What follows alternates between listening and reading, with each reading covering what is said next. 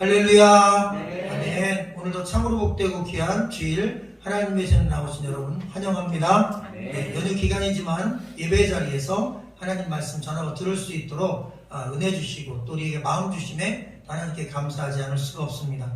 성경 말씀을 늘 준비하면서 그런 질문을 해봅니다. 오늘 특별히 상당히 당황스러운 말씀을 제자들에게 하셨는데 1절에 너희는 마음에 근심하지 말라 이렇게 말씀이 되어 있습니다. 우리가 14장 1절부터 쭉 만약 성경을 끊어서 읽는다면 이 근심을 우리가 오해할 수가 있습니다. 그래서 항상 말씀을 읽을 때 우리가 어느 장이든 어디든 그 시작되는 말씀 앞부분에 적어도 한 장이나 두 장 전에 내용부터 쭉 읽다 보면 바로 이 말씀이 왜 나왔는지를 알 수 있습니다. 12장 우리가 읽지 않았지만 두 장 전에서는 예수님께서 예루살렘에 입성하십니다. 다 아시는 대로 호산나 다윗의 자손이여 하면서 엄청나게 환영하는 인파들이 몰려들어서 마치 지금 대통령 선거 때문에 선거 유세하면 지지하는 지지자들이 막 구름처럼 막 몰려들잖아요. 그것처럼 이 예수님의 소문을 들었던 익히 3년 동안 들었던 이스라엘 백성들, 예루살렘 백성들이 수천 명이 응집해서 예수님 앞에 이게 낙엽을 던지며 감람나무 잎을 던지며 또 만세삼창을 하며 환영의 노래를 부르며 호산나 다윗의 자손이 하며 그렇게 열렬히 환영했던 그런 시간이 바로 12장에 기록되어 있습니다. 그리고 오늘 본문의 바로 직전인 13장 말씀에는 그 유명한 세족식이 있습니다. 예수님께서 허리에 수건을 두르고 제자들을 한 사람씩 발을 씻어주시는 장면입니다. 그리고 그 세족식 후에 예수님께서 매우 무거운 말씀을 세 가지나 하셨어요. 첫 번째로는 제자들 중에 한 사람이 나를 배신할 것이다. 제자들은 술렁였습니다. 감히 스승을 배신할 제자가 우리 가운데 있을까? 그리고 누가 감히 예수님을 배신할 수 있을까? 그러면서도 불안한 거예요. 제자들이 예수님을 배신한다고? 그리고 또 하나 예수님께서 떠나신다는 말씀을 하셨어요. 그것도 그냥 예를 들면 여행을 떠난다는 얘기가 아닙니다. 이 세상을 떠난다는 말씀이에요. 이 얘기는 뭡니까? 돌아가신다는 말씀입니다. 내가 하나님의 말씀을 약속한 대로 하나님께서 예언하시고 주신 말씀대로 내가 왔던 곳으로 다시 돌아갈 것이다.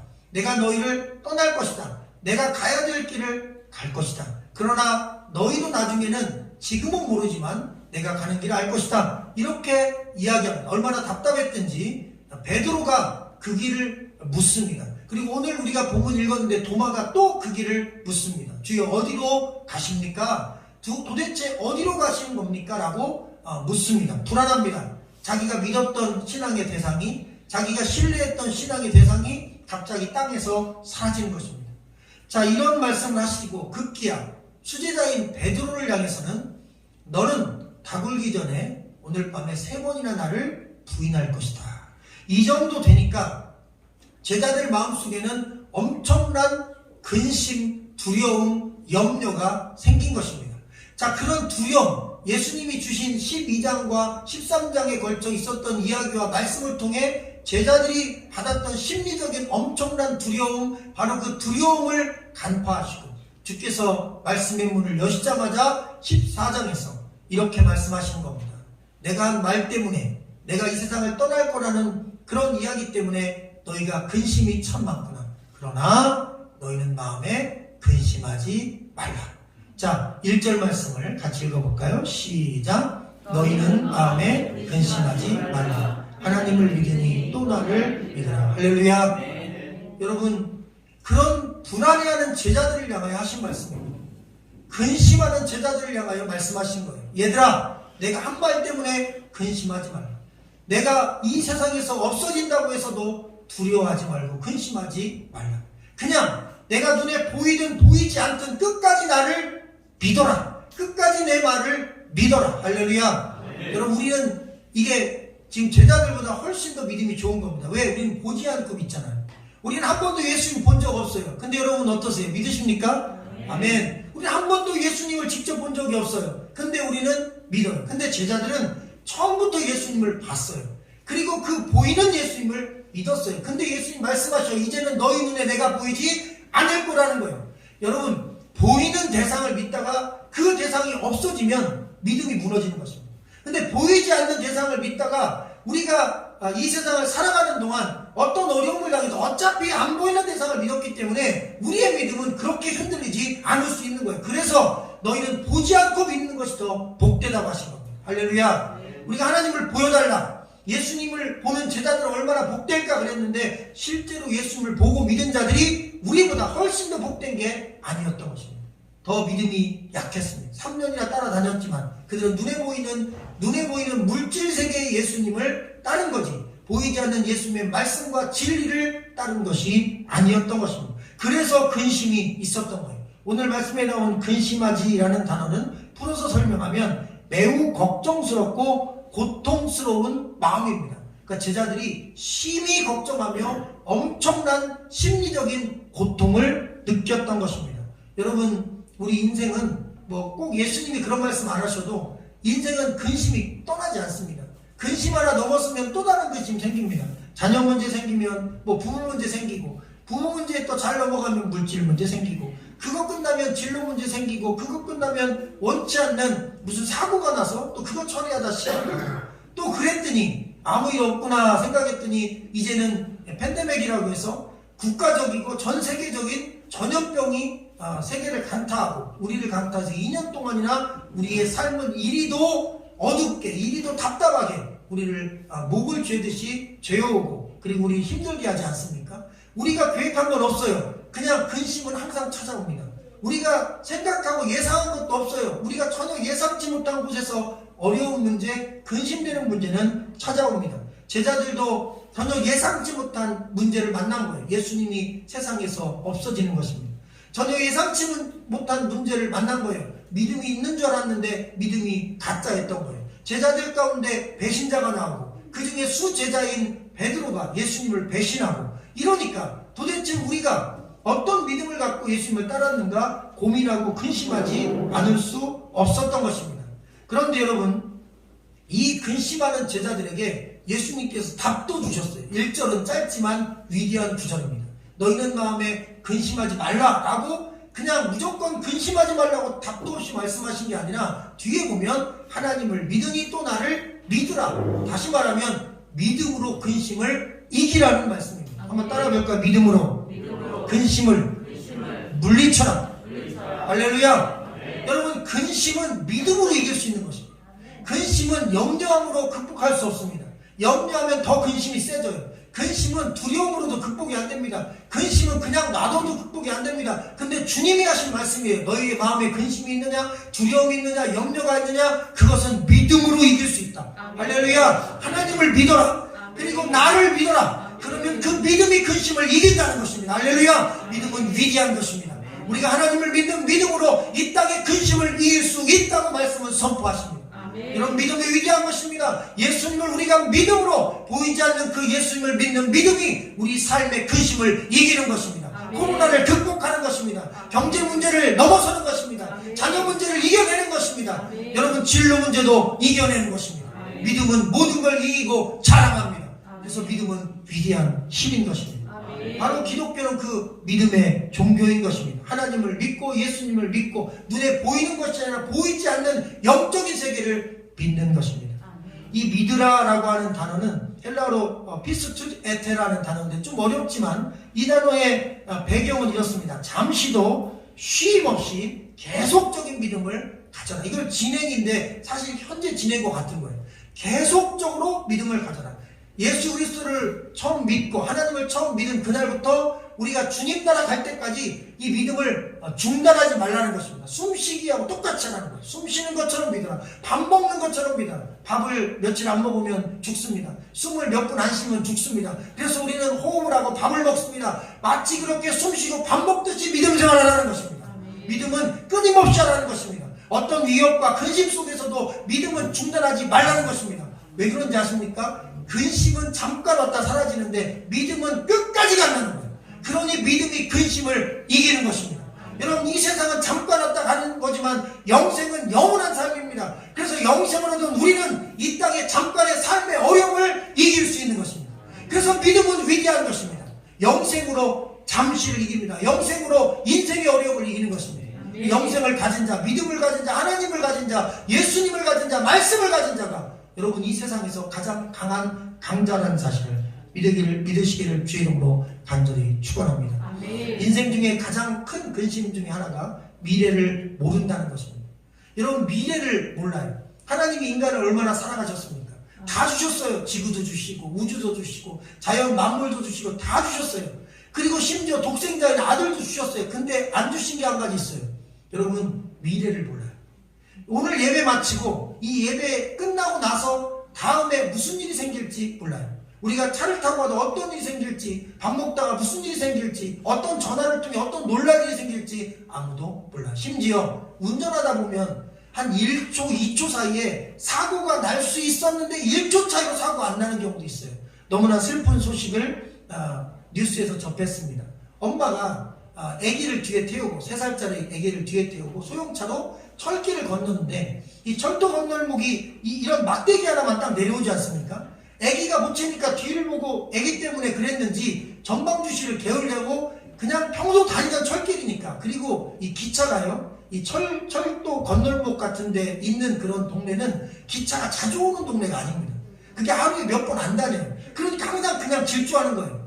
그리고 이게 딸랑딸랑 할 때는 서는데 그날은 애도 뒤에 있고 신경 쓰이고 애도 아프고 그러니까 뒤를 쳐다봤는지 앞을 못 본 거예요. 그리고 돌진했는데 기차랑 부딪혀서 이게 몇 미터까지 날아가서 엄마는 위중하게 됐고, 그리고 그 어린 아가 3살짜리 아가는 현장에 세상을 떠났어요. 아마 그 엄마한테 그 아가 소식은 부모들이 가족들이 못 전했을 거예요. 너무나 충격이 크니까 나중에 알렸겠죠. 가만히 보면 그 건널목을 건너기 직전까지도 이 사건에 대하여 인간은 모릅니다. 더 가만히 생각을 해봤어요. 저도 자녀를 키우니까 내가 난 아이가 3살 정도 되면 세상을 떠날 거다. 만약 내가 그 사실을 미래를 알고 있다면 그게 인생입니까? 저주지. 여러분 내가 며칠날 죽을지 안다면 그게 인생입니까? 너무나 큰 저주죠. 그래서 사실 죽는 날을 모르는 게 축복인 거예요. 우리가 위험한 질병, 암과 같은 질병을 걸리게 되면 의사 선생님이 3개월입니다, 6개월입니다 이렇게 말씀하잖아요. 그럼 호스피스 병동 같은 데 가서 마무리를 짓는데 뭐가 행복합니까? 두렵죠. 그 마지막을 맞이하는 게 얼마나 고통스럽습니까?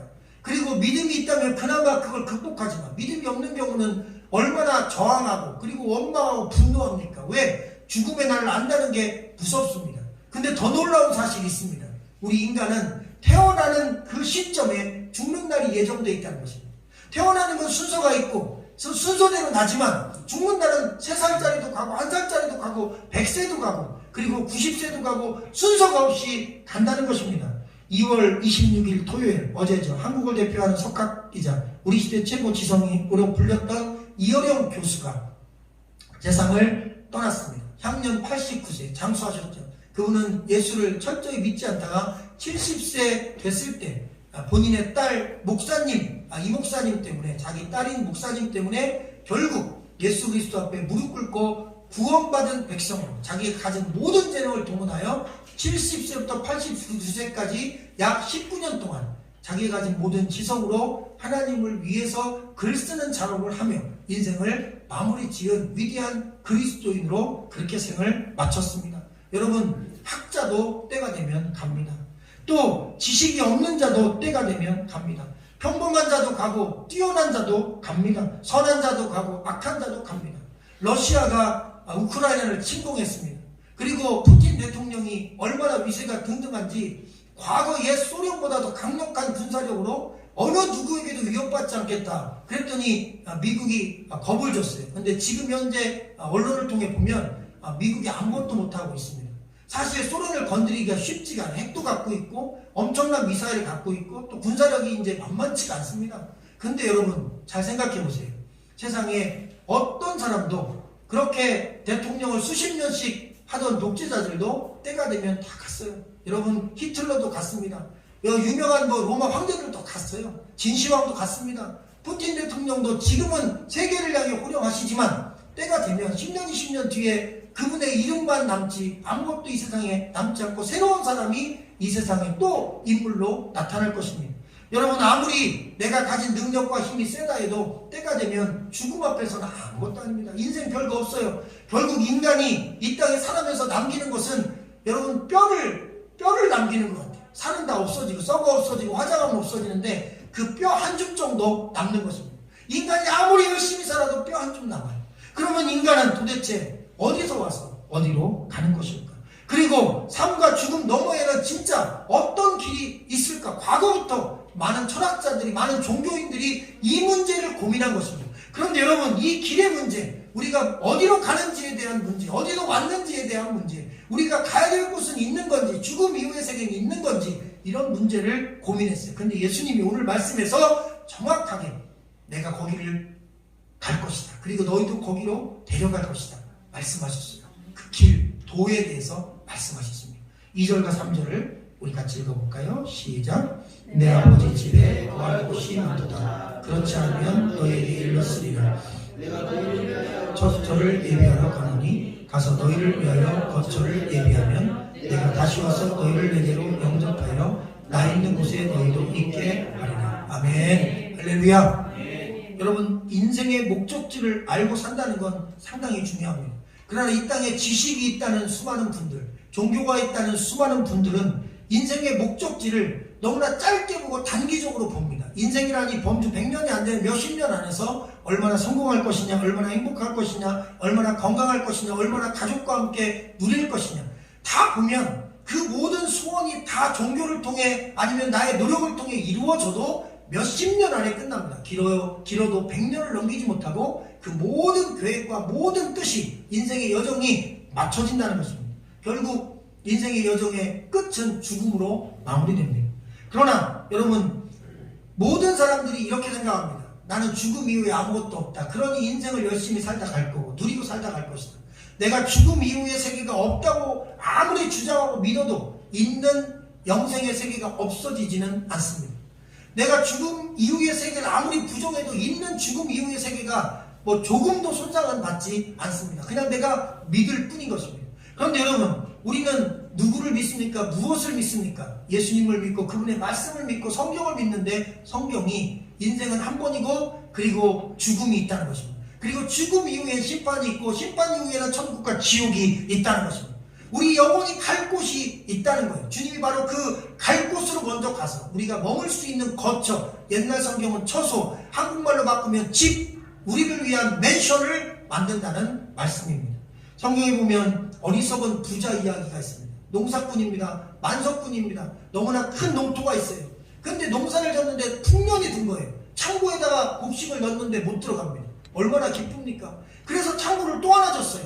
그리고 거기다 또 집어넣어야 돼요. 밤중에 생각하는 겁니다. 야, 너무 좋다. 창고가 꽉 차서 창고를 또 줘가지고 거기다 곡식을 넣었는데 몇 년 동안 놀고 먹어도 남을 정도로 넉넉한 재물을 쌓았다. 그리고 그날 저녁에 그가 혼자 계획을 하는 겁니다. 야, 이제 해외여행도 가고 그 호텔에서 좀 지내고 내 자녀들하고 시간도 좀 보내고 이제 일 조금만 하고, 그리고 이 모든 걸 가지고 마음껏 누리며 내가 몇 년 몇십 년 즐겨보자. 근데 그날 밤 하나님께서 그의 영혼을 향해 이렇게 말씀하셨대요. 이 어리석은 자야, 내가 너를 오늘 밤 데려갈 것이다. 그럼 너가 여기에 예비한 모든 것은 네 것이 되겠으며 너의 계획한 모든 일은 어떻게 되겠느냐. 그래서 그 자가 어리석은 자라는 것입니다. 영혼의 때를 모르고 육신의 때만 보고 사는 사람은 이 육신의 플랜, 이 100년 안에 몇십 년의 이 시간에 대한 계획을 세울 수 있어요. 그런데 어리석은 자는 하나님 말씀하신 거예요. 너의 그 인생이 오늘 끝나면 너는 어떻게 되는 것이냐. 너의 계획은 어떻게 되는 것이냐. 너의 노력으로 쌓은 이 모든 풍성한 소유는 어떻게 되는 것이냐. 하나님이 이 땅에 있는 이 어리석은 자들을 향하여 말합니다. 노력하고 사는 게 좋습니다. 그리고 부자 되고 성공하는 거 다 좋습니다. 그리고 무언가 계획을 갖고 사는 거 다 좋습니다. 왜 근데 인생 플랜도 있고 노년의 노후 계획도 있는데 영혼 계획이 없는 것입니까? 여러분, 영혼 계획이 가장 중요한 것이고 여러분, 영혼 계획이 가장 시급한 것입니다. 왜냐하면 노후 계획은 아직 안 온 겁니다. 내가 20세라면 노후는 한 40년 뒤에 있을 일이니까 여유가 있잖아요. 근데 여러분, 영혼 계획이 왜 중요하냐면 여러분, 어제 3살짜리가 세상을 떠났다니까요. 3살짜리가 세상을 떠났습니다. 그러니 사실 우리가 언제 세상을 떠날지 아무도 모르는 것입니다. 인간은 내가 떠나는 날을 다 모르고 살고 있습니다. 1초 뒤에 어떤 일이 있을지 모르고 삽니다. 그래서 여러분, 1초 1분 뒤도 모르는 우리가 어찌 우리가 몇 년 더 산다고 자신할 수 있습니까? 그래서 영혼 계획을 먼저 해야 되는 겁니다. 영혼에 대한 플랜을 먼저 짜야 됩니다. 주님 말씀하신 겁니다. 내가 너희의 영혼의 계획이 되겠다는 거. 내가 너희의 영혼의 처소를 준비하겠다는 거. 너희의 영혼이 영원히 살 집을 마련하겠다는 거. 이 땅에 집이 없느냐 염려하지 마라. 몇십 년만 고생해라. 그리고 견뎌라. 내가 너를 위해 최고급 저택을 준비할 것이다. 할렐루야. 아멘. 여러분 실제로 신약 성경 끝에 요한계시록이 있는데 천국 맨션 사이즈가 스타디온이라는 성경에 나오는 이 거리, 길이의 법칙으로 만들어져 있어요. 근데 그 스타디온으로 기록된 천국의 사이즈, 천국에서 우리 하나님의 백성들이 살아갈 그 공간의 사이즈를 우리가 갖고 있는 이 평수로 계산했을 경우에 1인당 거주할 수 있는 평수가 감히 말로 표현할 수가 없는 운동장입니다. 완전히 축구장 같은 어마어마한 넓이에 이 기존의 저택하고 비교가 안 되는 넓이의 사이즈에 인간이 하나씩 들어가도 공간이 남아 들어갈 정도. 전 인류가 처음 생겼을 때부터 지금까지 모든 사람이 다 들어가도 공간이 너무 커서 그렇게 넉넉한 그런 볼륨을 가진 그런 맨션을 짓고 있다는 것을 우리가 요한계시록에 있는 말씀을 통해 유추해 볼 수 있습니다. 눈으로 직접 볼 수는 없지만 주님이 말씀하신 이 측량 사이즈라면 우리가 영원히 거할 집은 어마어마한 사이즈가 될 것입니다. 바로 그 집을 주님이 준비하신다는 말씀인 것입니다. 여러분 예수님 믿는 자들에게는 죽음이 끝이 아니라 영원한 미래와 천국이 있음을 믿으시기를 주님의 이름으로 간절히 축원합니다. 주님 믿는 자들에게는 천국에 집이 있습니다. 주님 믿는 자들에게 천국에 쉴 곳이 있습니다. 그러니 쉬지 못하고 살았던 인생의 삶이 마무리 힘들더라도 견디라는 것입니다. 이겨내라는 것입니다. 믿음을 가지라는 것입니다. 근심에 매몰되지 말고 절망에 빠지지 말고 하나님을 믿고 예수님을 믿고 처소를 주시마 약속한 그 약속의 말씀을 믿고 이 땅의 삶을 그렇게 뚫고 믿음으로 정면 돌파하라는 것입니다. 예수님이 이 땅에 오신 목적을 밝혔습니다. 바로 나 있는 곳에 너희도 있게 하리라. 너희를 데리러 오겠다. 예수님이 우리를 하나님의 나라로 데리러 오시기 위하여 이 땅에 오신 것입니다. 그래서 십자가를 지신 겁니다. 우리를 구원하여 천국 데려가려고. 그래서 그분이 부활 승천하신 겁니다. 우리를 구원하여 천국에 있는 맨션에서 우리를 영원히 살게 하기 위하여 거기서 영원히 기쁘게 찬양하며 오늘 찬양처럼 살게 될 것입니다.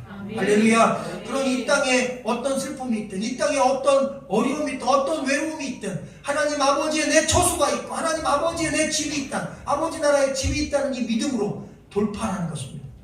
할렐루야. 그 하나님의 놀라운 은혜가 우리를 위해 계획되어 있음을 믿으시기를 주의 이름으로 간절히 축원합니다. 돌아갈 집이 있습니까? 돌아가시기 전에 돌아갈 집을 준비해야 합니다. 사람이 죽으면 돌아가셨다고 합니다. 도대체 어떻게 이 진리를 알아서 우리 과거의 어른들이 그렇게 말씀하셨을까? 사람이 죽으면 죽었다, 사망했다보다 돌아가셨다고 그래요. 돌아가신 게 뭡니까? 죽음이 끝이라며. 어딜 돌아갑니까? 죽음이 끝이라며. 우리가 일상적으로 그냥 무의식 중에 썼던 말입니다. 돌아가셨다고.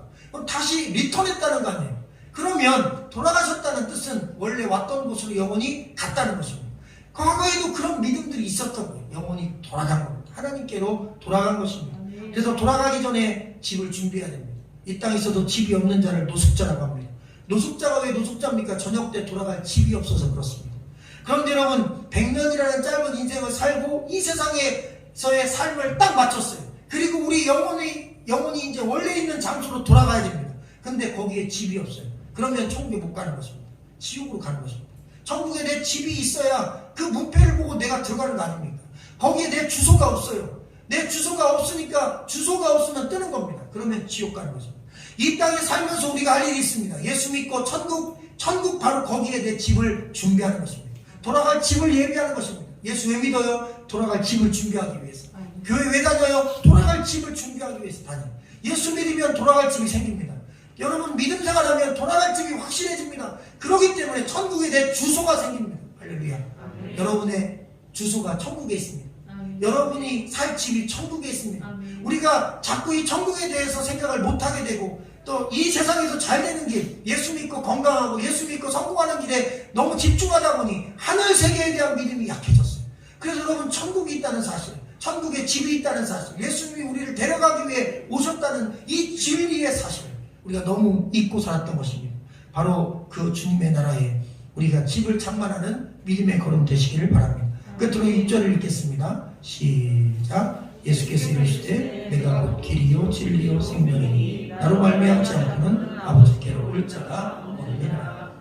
여러분, 여기서 말하는 길이란 구원에 이르는 길이요, 그리고 하늘의 처소에 이르는 길입니다. 예수 믿고 구원받고 하나님 나라에 있는 내 집에 이르는 그 길, 예수님이 바로 그 길이라는 것입니다. 예수님을 통해서 갈 수 있다는 것입니다. 오늘 말씀 보니까 나로 말미암지 않고는 아버지께로, 아버지 집으로 올 자가 없다고 하셨습니다. 예수님만이 그렇습니다. 그래서 기독교는 비판을 받습니다. 독선적이라는 것입니다. 왜 기독교만 꼭 천국이 있고 왜 기독교만 꼭 구원이 있냐는 것입니다. 여러분, 만약에 이 땅에 있는 모든 종교의 신이 다 창조주라면 여러분, 그것도 웃기지 않습니까? 어찌 세상을 창조한 신이 수백만 가지가 되겠습니까?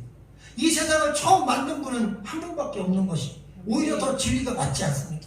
한 분만 있는 겁니다. 우리가 이 땅에 살면서 누가 진리인지를 깨닫는 것입니다. 그래서 참 중요한 거예요. 어떤 종교든 믿어도 상관없습니다. 종교는 마음의 유한이 됩니다. 종교는 마음의 평안을 줍니다. 종교가 악한 종교는 이단 사입을 빼고 나머지 종교는 다 사랑의 종교고 자비의 종교고 사람들에게 선을 베푸는 종교입니다. 그래서 종교를 갖는 건 나쁘지 않습니다. 없는 것보다 종교 있는 게 훨씬 낫습니다. 그런데 진리는 하나입니다. 오늘 말씀에도 예수님을 통해서가 아니면 아버지께로 갈 자가 없다. 아버지 집에 들어갈 자가 없다. 천국은 예수님만 믿어야 합니다. 그러니 기독교를 욕해도 어쩔 수 없습니다. 저희의 주장이 아닙니다. 성경의 주장입니다. 하나님 말씀이 그렇습니다. 진리는 one way. 여러분, 진리는 한 길밖에 없는 것입니다. 길이요 진리요 생명은 예수밖에 없는 것입니다. 여러분, 오늘 말씀해 보니까 내가 길이요 진리요 생명이다. 제가 길도 찾아보고 진리도 찾아보고 생명도 찾아봤는데 여러분, 이 세 가지를 따로 찾을 필요가 없더군요. 세 가지를 따로 해석할 필요도 없었어요. 왜? 길도 예수고 진리도 예수고 생명도 예수였습니다. 할렐루야. 그러니 말만 세 개지 성부 성자 성령이 하나이듯 길과 진리와 생명이 하나입니다. 그래서 길도 예수입니다. 천국 가는 길이 예수예요. 진리도 예수입니다. 구원받는 진리는 오직 하나 예수밖에 없습니다. 여러분, 영생, 생명, 여러분 영원한 생명, 끝나지 않는 생명도 예수밖에 없어요. 예수 믿어야 영생합니다. 사실 이 땅에 태어난 모든 인간은 다 영생합니다.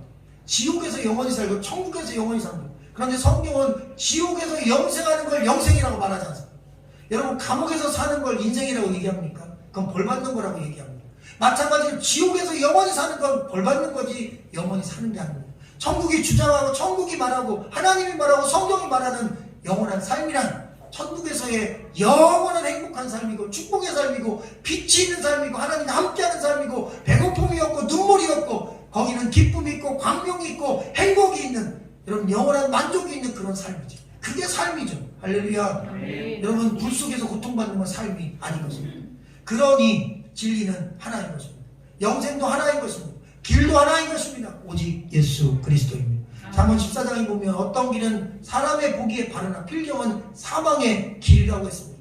수많은 철학이, 수많은 종교가, 수많은 사상이 이것이 진리라고 주장하고 여기 믿어야 된다고 하고 이거 믿으면 산다고 이야기합니다. 그 주장에 대해 비판할 마음이 없습니다. 그 주장에 대해서 마음껏 주장해도 뭐 어쩔 수 없습니다. 자기는 믿고 싶은 걸 믿으니까요. 그러나 여러분, 내가 믿고 싶은 걸 믿으면 만약 그게 잘못되면 문제가 심각합니다. 믿을 수 있는 걸 믿어야 됩니다. 할렐루야. 여러분, 확실한 걸 믿어야 됩니다. 저는 확실합니다. 성경 말씀은 확실히 우리가 믿을 진리의 말씀입니다. 인간의 말이라면 믿을 수가 없어요. 인간의 말이라면 의심이 갈 수 있어요. 그러나 이 말씀이라면 내가 믿어줬겠다. 이 땅의 모든 책을 다 통틀어 딱 한 번만 우리가 영원토록 믿을 책이 있다면 성경입니다. 그 성경은 말씀이고 말씀은 육신이 되어 이 땅 가운데 오신 예수 그리스도입니다. 그래서 말씀이 곧 예수고 예수가 곧 길이고 길이 곧 진리고 생명입니다. 예수 그리스도만이 구원에 이르는 유일한 길임을 믿으시기를 주의 이름으로 간절히 축원합니다. 오늘이 내 삶의 마지막 날이라고 잠시만 생각해보면 사실 금방 답이 나옵니다. 그러면 내가 가야 될 길이 어딘지 빨리 찾게 됩니다. 여기서 만약 끝난다고 생각하면 다음 스텝을 빨리 밟아. 여기서 완전히 사라지고 없어진다면 내가 사랑하는 사람들과의 만남도 없다면 얼마나 충격적입니까? 그런데 말씀은 말씀하십니다. 주님이 우리를 위해 처소를 예배하러 가셔서 나중에 준비되면 다시 오셔서 우리를 데려가신다는 것입니다. 우리 몸도 데려가, 우리 영혼도 데려가. 우리가 하나님 나라에서 우리 몸이 예수님의 몸처럼 영원한 부활 생명체로 바뀌어서 천국에서도 우리가 일상생활, 음식을 먹거나 활동하거나 누구와 웃거나 만나거나 또 가고 싶은 곳에 또 직접 이동해 가거나 이런 일상적인 생활이 천국에서 뭐 번쩍번쩍하고 없어지고 사라지고 그런 영적인 어떤 존재가 아니라 실질적인 물질적인 존재로 우리가 이 사생 살듯이 사람 만나고 대화하고 행복하게 즐겁게 하나님의 은혜 안에 뛰놀 수 있는 영원한 초소, 영원한 나라, 예수 그리스도 하나님이 늘 곁에 존재하는 완벽한 나라가 우리를 위하여 구비되어 있음을 믿으시기를 주의 이름으로 축원합니다. 살아있는 동안 길이요 진리요 생명 되신 예수님을 믿고 그 믿는 믿음을 잠시도 중단하지 말고 최선을 다해 할 수 있는 대로 선을 행하며 살아간다면 우리는 이 믿음의 길에서 근심을 이기고 승리하며 그리고 하나님 나라에서 처소를 누리는 복된 하나님의 자녀가 될 것이라는 하나님의 말씀이었습니다. 기도하겠습니다.